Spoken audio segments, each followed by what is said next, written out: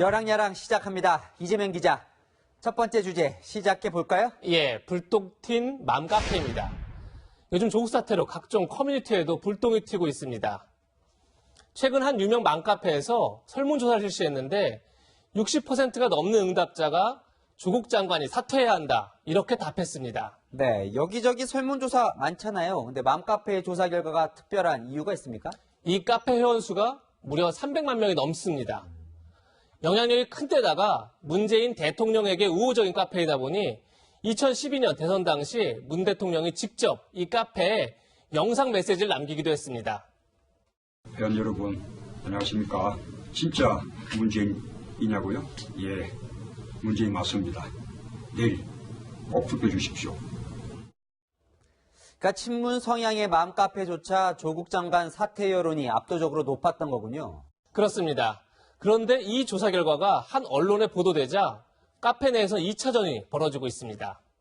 한쪽에선 회원 300만 명 중에 900명이 조국 장관 사퇴에 찬성했는데 이걸 다수 의견으로 볼 수 있느냐는 비판이 나옵니다.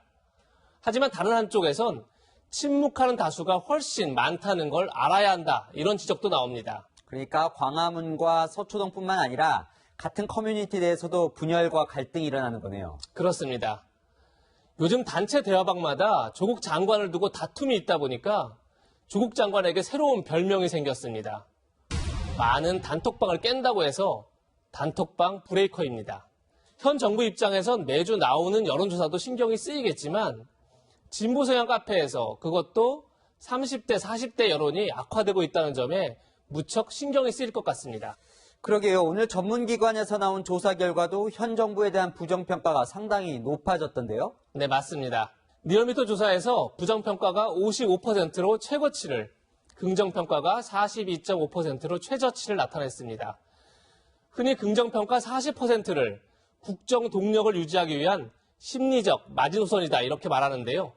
이틀 전 발표한 다른 여론조사에서는 긍정평가가 32.4%까지 떨어지기도 했습니다.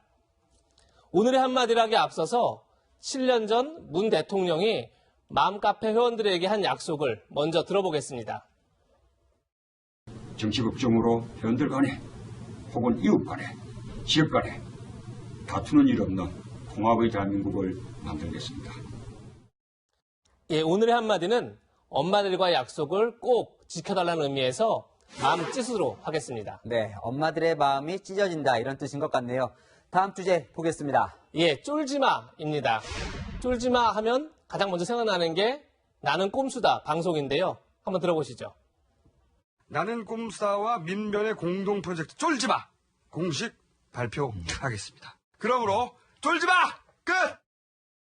방송이 끝날 때마다 쫄지마를 주문처럼 외쳤는데 실제 2011년 한미 FTA 반대 시위 때는 지금 들으시는 것처럼 쫄지마가 시위 구호로 등장했습니다. 당시 쫄지 말자는 이명박 정부 때 진보 진영을 하나로 묶어낸 구호였던 걸로 기억이 납니다. 네, 맞습니다.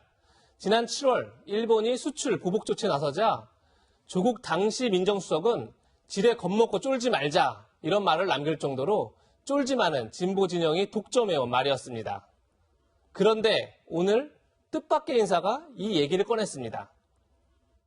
이제 대한민국 모든 국민들께 말씀드리고 싶습니다. 쫄지 말자, 쫄지 말자, 고개 숙이지도 말자고 말씀드리고 싶습니다.